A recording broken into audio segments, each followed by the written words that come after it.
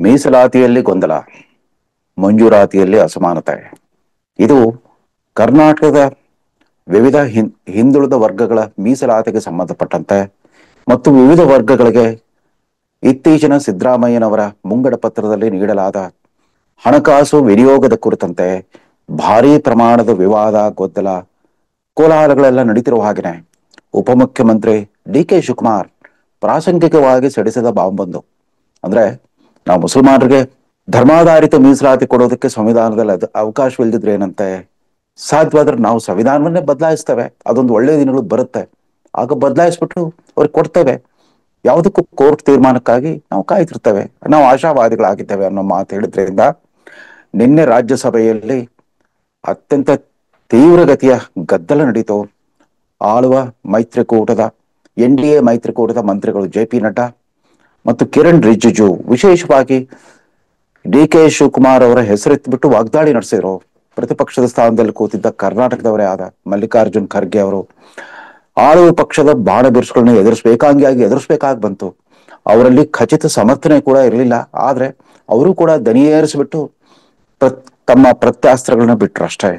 ಇದ್ರ ಹೊರತುಪಡಿಸಿ ಯಾರು ಇದುವರೆಗೂ ಗಮನಿಸ್ತಿರೋ ಬಹುಮುಖ್ಯವಾದ ಅಂಶ ಏನು ಅಂತಂದ್ರೆ, ಮೊನ್ನಿನ ಸಿದ್ದರಾಮಯ್ಯನವರ ಬಜೆಟ್ನಲ್ಲಿ ಸುಮಾರು 2.5 ಕೋಟಿಯಷ್ಟಿರೋ ಇತರ ಹಿಂದುಳಿದ ವರ್ಗ, ಅಂದ್ರೆ ಮುಸ್ಲಿಮರನ್ನ ಹೊರತುಪಡಿಸಿ, ಮುಸ್ಲಿಮರು ಕೂಡ ಕರ್ನಾಟಕದಲ್ಲಿ ಸುಮಾರು 40 ವರ್ಷಗಳಿಂದ ಒಂದಿಲ್ಲೊಂದು OBC ಪ್ರವರ್ಗದಲ್ಲಿದ್ದಾರೆ. ಆ ವರ್ಗೀಕರಣದಲ್ಲಿ ಮುಸ್ಲಿಮರು ಇದ್ದಾರೆ. ಅವ್ರದೇ ಆದ ಪ್ರತ್ಯೇಕವಾದ 2B ಪ್ರವರ್ಗ ಇದೆ.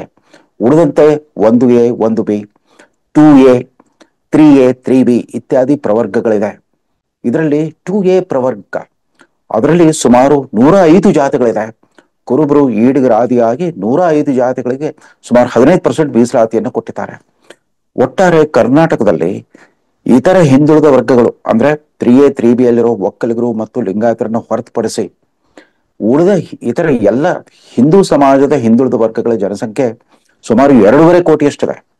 2B ಪ್ರವರ್ಗದಲ್ಲಿರುವ ಅಲ್ಪಸಂಖ್ಯಾತರು ಬಹುಪಾಲು ಮುಸ್ಲಿಮರೇ ಇರೋ 2B ಪ್ರವರ್ಗದ ಜನಸಂಖ್ಯೆ 80 ಲಕ್ಷ ಇದೆ. ಸನ್ಮಾನ್ಯ ಸಿದ್ದರಾಮಯ್ಯನವರು ತಮ್ಮ 2025-26 ಮುಂಗಡ ಪತ್ರದಲ್ಲಿ 80 ಲಕ್ಷ ಜನಸಂಖ್ಯೆ ಇರುವ 2B ಪ್ರವರ್ಗದ ಮುಸಲ್ಮಾನರಿಗೆ 4,500 ಕೋಟಿಯಷ್ಟು ಹಣಕಾಸು ಮಂಜೂರು ಮಾಡಿದ್ರೆ, 2.5 ಕೋಟಿಯಷ್ಟು ಜನಸಂಖ್ಯೆ ಇರೋ ಇತರ ಎಲ್ಲ ಹಿಂದುಳಿದ ವರ್ಗಗಳಿಗೆ ನೀಡಿರೋದು ಎಷ್ಟು ಗೊತ್ತಾ? 3,900 ಕೋಟಿ. ಈ ಹಣಕಾಸು ವಿತರಣೆಯಲ್ಲೂ ಕೂಡ ಅಸಮಾನತೆ ಮತ್ತು ಒಂದು ಪಕ್ಷಪಾತ ಪೂರಿತವಾದ ಧೋರಣೆ ಕಾಣ್ತಾ ಇದೆ. ಇತರ ಹಿಂದುಳಿದ ವರ್ಗಗಳು ಅಂತಂದ್ರೆ ಮುಸ್ಲಿಮೇತರ ಹಿಂದುಳಿದ ವರ್ಗಗಳು, ಅವ್ರು ಎಲ್ರಿಗೂ ಸೇರಿಸ್ಬಿಟ್ಟು ಅವ್ರು 2.5 ಕೋಟಿ ಜನಸಂಖ್ಯೆ 3,900 ಕೋಟಿ, 80 ಲಕ್ಷ ಇರಬಹುದು ಅಂತ ಅಂದಾಜು ಮಾಡಲಾಗಿರೋ ಮುಸಲ್ಮಾನರಿಗೆ 4,500 ಕೋಟಿ. ಅದರಲ್ಲೂ ವಿದೇಶಿ ವ್ಯಾಸಂಗಕ್ಕೆ ಅವ್ರಿಗೆ 30 ಲಕ್ಷ ರೂಪಾಯಿ, ಮದುವೆ ಮಾಡ್ಲಿಕ್ಕೆ 50,000 ರೂಪಾಯಿ ಇತ್ಯಾದಿ ಆ ವಿಶೇಷ ಅನುದಾನಗಳು ಇತರ ಹಿಂದುಳಿದ ವರ್ಗಗಳ ಕಣ್ಣಲ್ಲಿ ಕೆಂಡ ಕಾರುವಂತೆ ಪ್ರಚೋದಿಸಕ್ಕೆ ಕಾರಣವಾಗಿದೆ.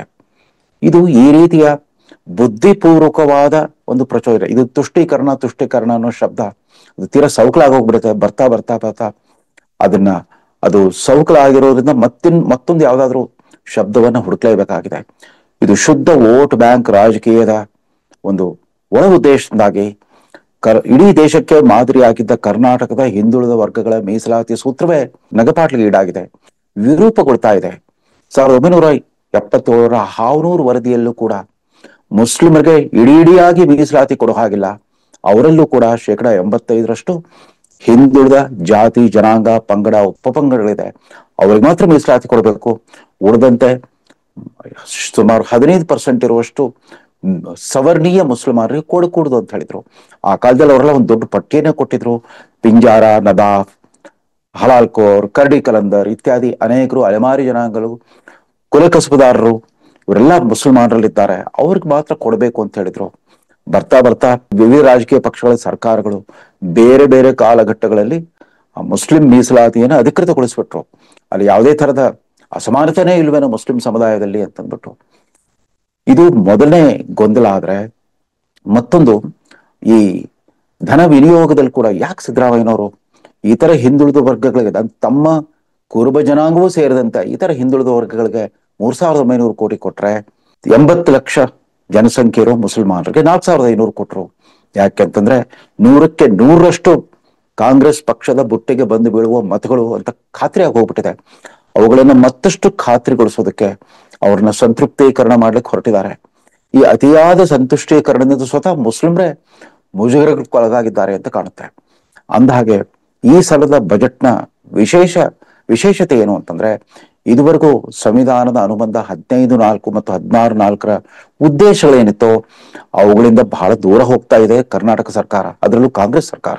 ಅನುಬಂಧ 5 ಆರ್ಟಿಕಲ್ 15(4) ಅನುಬಂಧ 15(4) ಶಿಕ್ಷಣ ಸಂಸ್ಥೆಗಳಿಗೆ ಪ್ರವೇಶಕ್ಕೆ ಸಂಬಂಧಪಟ್ಟಂತೆ ಹಿಂದುಳಿದ ವರ್ಗಗಳಿಗೆ ಮೀಸಲಾತಿ ಕೊಡಬಹುದು ಅಂತಿದೆ. ಅದೇ ರೀತಿ ಅನುಬಂಧ 16(4) ಆರ್ಟಿಕಲ್ 16(4) ಅದರಡಿಯಲ್ಲಿ ಸರ್ಕಾರಿ ನೌಕರಿಯಲ್ಲಿ ಇಂತಿಷ್ಟು ಮೀಸಲಾತಿ ಕೊಡಬಹುದು ಅಂತಿದೆ. ಆದ್ರೆ ಇದು ಯಾವುದೇ ಮೀಸಲಾತಿ, SC/ST ಮೀಸಲಾತಿಯು ಸೇರಿದಂತೆ ಒಟ್ಟಾರೆ ಮೀಸಲಾತಿಯ ಗರಿಷ್ಠ ಪ್ರಮಾಣ ಯಾವುದೇ ಕಾರಣಕ್ಕೂ 50% ಮೀರ್ಕೂಡುದು ಅಂತ ಸುಪ್ರೀಂ ಕೋರ್ಟಿನ ಸಂವಿಧಾನ ಪೀಠಗಳು ಪದೇ ಪದೇ ಒತ್ತಿ ಹೇಳೋದ್ರಿಂದ ಕರ್ನಾಟಕದಲ್ಲಿ ಇನ್ನೂ ಆ 50ರ ಗಡಿಯನ್ನ ದಾಟಿಲ್ಲ. ಆದ್ರೆ ಬಹು ಹಿಂದನೆ ನರೇಂದ್ರ ಮೋದಿ ಅವರ ಸರ್ಕಾರ ತನ್ನ ಹಿಂದಿನ ಅವಧಿಯಲ್ಲಿ ಇತರ ಎಲ್ಲ ಈ ಅಧಿಕೃತ ಹಿಂದುಳಿದ ವರ್ಗಗಳ ಪಟ್ಟಿಯಲ್ಲಿ ಸೇರಿರದ ಇತರ ಜಾತಿ ಜನಾಂಗಗಳಿಗೆ ಸಂಬಂಧಪಟ್ಟಂತೆ, ಇತರ ಎಲ್ಲ ಜಾತಿಗಳ ಬಡವರಿಗೆ, ಕಡು ಬಡವರಿಗೆ ಸಂಬಂಧಪಟ್ಟಂತೆ ಎಕನಾಮಿಕಲಿ ವೀಕರ್ ಸೆಕ್ಷನ್ಸ್, ಆರ್ಥಿಕವಾಗಿ ಹಿಂದುಳಿದ ವರ್ಗಗಳು ಅಂತ ಗುರುತಿಸ್ಬಿಟ್ಟು 10% ಮೀಸಲಾತಿ ನೀಡುವ ಸಂವಿಧಾನ ತಿದ್ದುಪಡಿ ಮಸೂದೆಯನ್ನ ಸರ್ವಾನುಮತದಿಂದ ಪಾರ್ಲಿಮೆಂಟ್ ನಲ್ಲಿ ಪಾಸ್ ಮಾಡಿದ್ರು. ಅವುಗಳಿಗೆ ರಾಜ್ಯಗಳ ಅಸೆಂಬ್ಲಿಗಳಿಂದ ಕೂಡ ಅನುಮೋದನೆ ಸಿಕ್ತು. ಆದ್ರೂ ಕೂಡ ಇವತ್ತಿಗೂ ಕರ್ನಾಟಕದಲ್ಲಿ ಯಾಕೆ ಈ EWS ಮೀಸಲಾತಿ ಜಾರಿಗೆ ಬಂದಿಲ್ಲ? ಹೌದು, ಆ 10% ತಂದ್ಬಿಟ್ರೆ ಕರ್ನಾಟಕದ ಮೀಸಲಾತಿ ಪ್ರಮಾಣ 60% ಆಗುತ್ತೆ. ಅದನ್ನು ಕೂಡ ಬಹುಶಃ ನ್ಯಾಯಾಲಯದಲ್ಲಿ ಅದನ್ನ ಕಾಪಾಡ್ಕೊಳ್ಬಹುದು ಅಂತ ಕಾಣುತ್ತೆ. ಯಾಕಂದ್ರೆ ರಾಷ್ಟ್ರದ ಸಂಸತ್ತೇ ಈ ರೀತಿ ಸಂವಿಧಾನ ತಿದ್ದುಪಡಿ ಮಾಡಿರುವಾಗ EWS ಮೀಸಲಾತಿ ಕೊಡ್ಲಿಕ್ಕೆ ಯಾವುದೇ ಅಡ್ಡಿ ಆತಂಕಗಳಿಲ್ಲ. ಆದ್ರೂ ಕೂಡ ಮಾಡ್ತಾ ಇಲ್ಲ. ಇರುವ ಮೀಸಲಾತಿಯನ್ನೇ ಮುಂದುವರ್ಸ್ಕೊಂಡು ಹೋಗ್ತಾ ಇದ್ದಾರೆ.